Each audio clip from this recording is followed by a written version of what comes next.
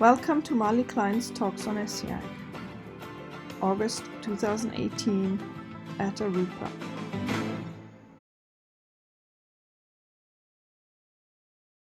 So we're just carrying on with the safety concerns. the safety concerns, right? Of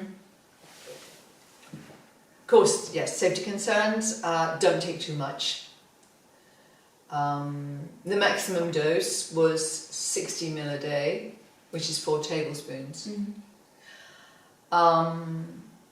Especially when you've got Essiac with sheep's oil root in, do not go over 60 ml a day because it is very strong. People have always asked questions, can I take it with my medication? Well, the answer to that is you don't use your Essiac to swallow down your pills. You keep them strictly separate because you do that anyway. I mean, that's normal. People, as in the books, but people on radiation, for instance, they found that by taking Essiac, they come through radiation without the side effects. The somnolent syndrome. You don't get so tired. Their energy levels stay good. Then, of course, there's the great question of chemotherapy. I mean, that is totally up to the individual, and obviously you're recommended that you talk about it with your doctor. Essiac, the same thing applies to Essiac as it does to everything. It is not a substitute for any kind of medicine at all, and you use your common sense. If you have any doubts, you discuss it with your medical practitioner. It's as simple as that. Okay. Good enough? Perfect. Any more? We're done? Yeah, now one question is left. Should I read the thing you wrote under it, or? Oh no, don't read it. It's for Marley. Just This is where you talk about the dream. Oh yeah. And unwilling to grow sheep's oil. Yes, why production of the root of sheep's oil is in jeopardy. Okay. So, last question for today. Forever. Yes. What are some of the biggest challenges facing Essiac right now? The biggest challenges facing Essiac.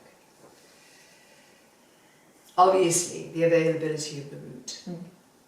Because there are, sadly and alarmingly, few growers who are willing to produce the root. They'll produce the tops, but don't want to dig up the field and produce the root. And yes, it's more work. So of course, yes, it costs more and it puts the price on the tea, but you're getting a much better product, a much better quality product, and you don't have to take so much.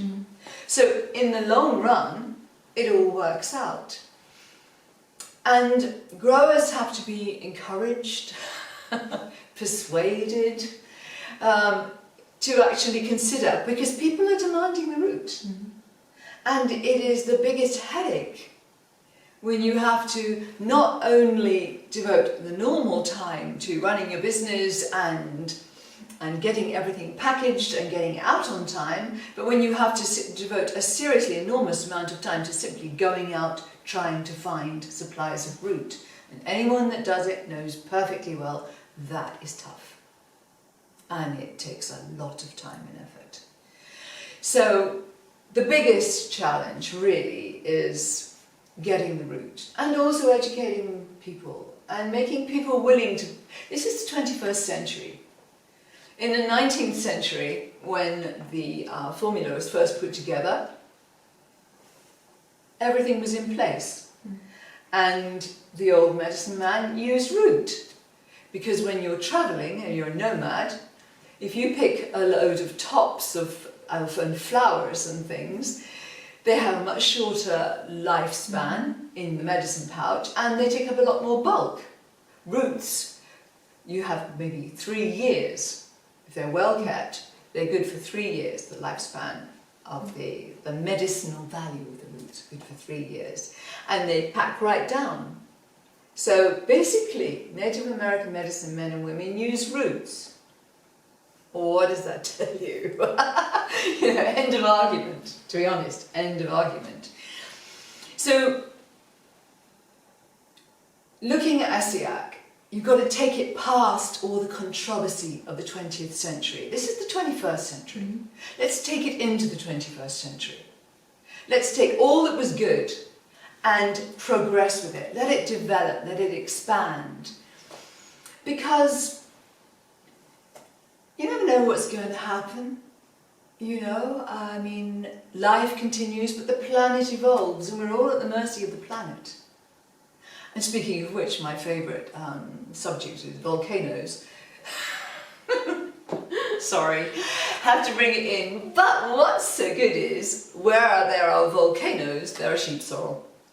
Because sheep sorrel loves volcanoes. The volcano soil, the fertility, and the pH neutral down to acidic. Wherever you've got volcanic soil, you're going to find sheep sorrel unless it's too hot. Everywhere. I've seen it right in the north of Iceland, I've seen it in New Zealand, I mean, all around. And to me, the herbs really tune in to the source of the energy of the planet. And it's so important. And when you build your medicine wheel, the power, as you know, the power, the herbs, and the power that just comes into that space, we're all part of that power.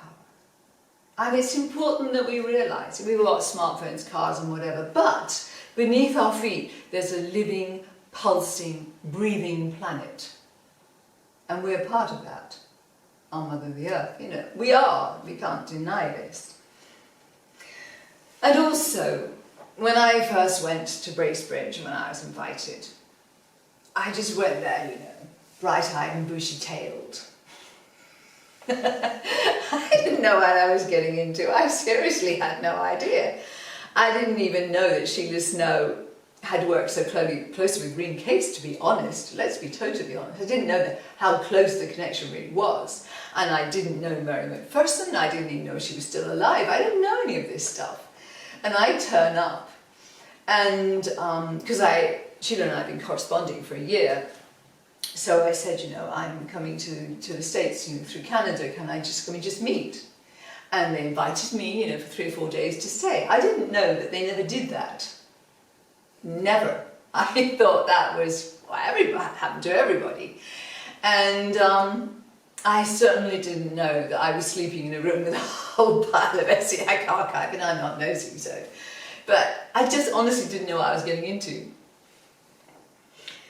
And later on, when I began to get an idea, I couldn't really work out why Sheila and Mary welcomed me with open arms. Mm-hmm. I mean, why? I was just this little bod from, you know, across the water. But then it began to dawn on me, because Rene Caisse had a dream. And Mary and Sheila carried on that dream. It became after she died, it became their reason to be for promoting Essiac. And that was to make it international. Mm. And I hadn't considered it, but not only was I English, but, you know, I had French family as well as American family. So I came over ticking all the boxes without realising in the least. So since they've gone, they've passed on, and I inherited the archive that they collected together. That wasn't my choice, but it happened. And when that kind of thing happens, it's a question of honour. I owe it to them to realise the dream, if I possibly can. So this is why now the last Essiac book is in English, German, it's in French, and next year it'll be in Spanish too. And then I think I've done my job. So when somebody has a dream, and you know you have the possibility of making that dream come real, doesn't matter what the dream is, then in my mind, you're honour bound to do your best to carry it out. Good enough. Thank you.